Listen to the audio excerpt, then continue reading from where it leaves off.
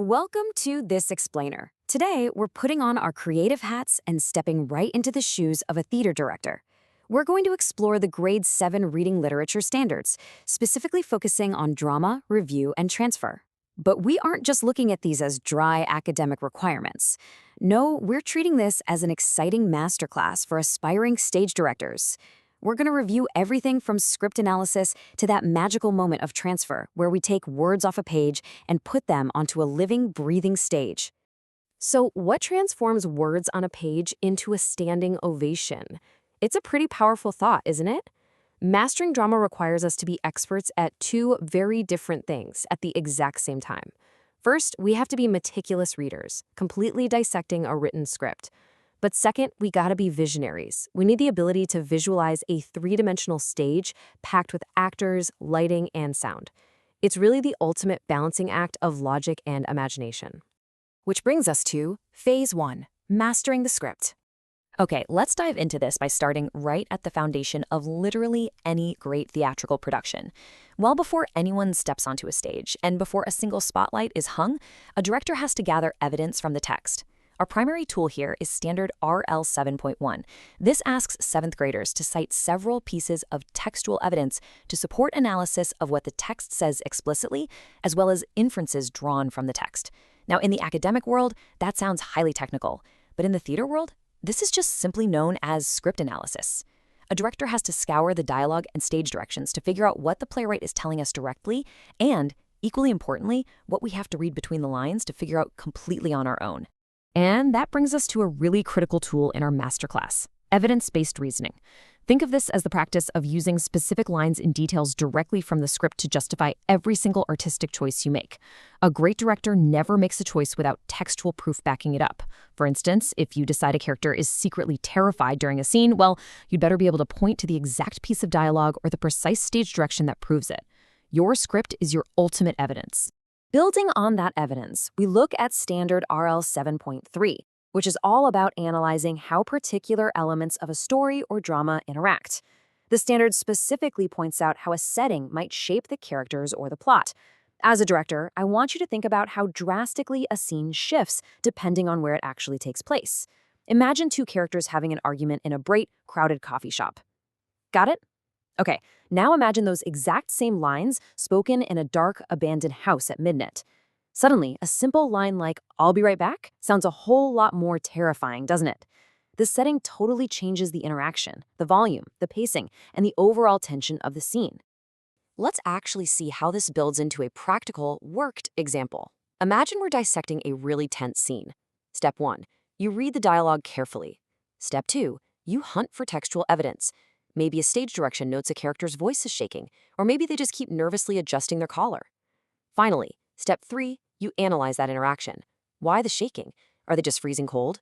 Or are they lying through their teeth to the other person in the room? By working through this specific process, you're doing the cognitive work of both a critical reader and a master director, using evidence to build a completely compelling interpretation. Now we move on to Phase 2, understanding this stage.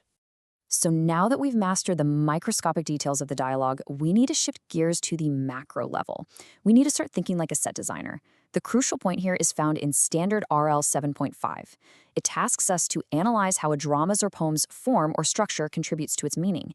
Basically, this means that how a play is physically and fundamentally built is just as important as what the characters are actually saying to each other. The architecture of the text totally dictates the architecture of your stage performance.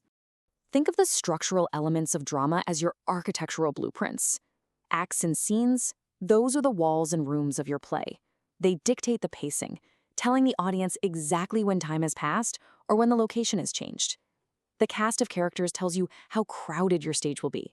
Are we looking at an intimate duo, or are we dealing with a chaotic mob? Stage directions are essentially the playwright whispering directly into the director's ear. And a soliloquy? Well, that completely breaks the standard structure by leaving one character utterly alone on stage to speak their deepest, darkest secrets directly to the audience. Every single one of these structural choices alters the emotional weight of the performance.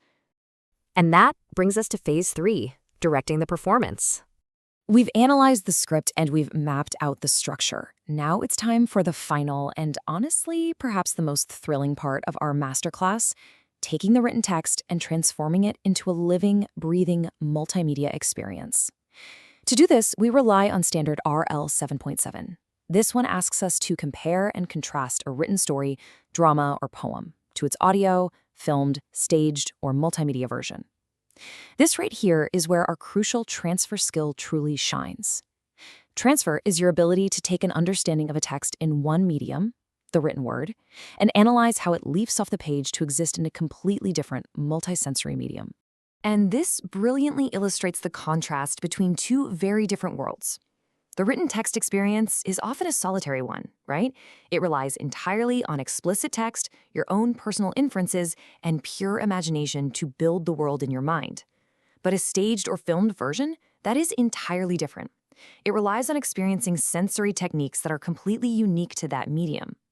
As a director, you're no longer just relying on the audience's imagination. You are actively commanding their senses. Let's take a closer look at the exact artistic tools the standard lists for these sensory techniques: lighting, sound, color, and in the case of film, camera focus and angles. If you want the audience to feel a character's isolation, you don't just have them say they're lonely.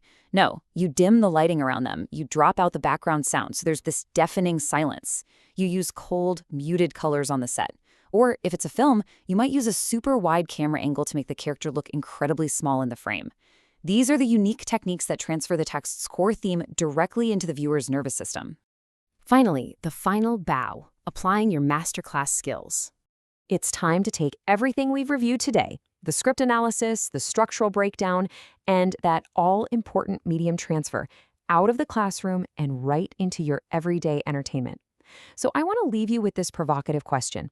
How will you view your next movie or play, not just as a passive audience member, but as a critical analyst? The next time you grab some popcorn, look for the evidence-based reasoning the director used. Pay close attention to the lighting, the structural pacing, and those camera angles. You now have the grade 7 Common Core skills to completely deconstruct the magic and understand exactly how the masterpiece was made. Thanks so much for joining me on this explainer, and hey, enjoy the show.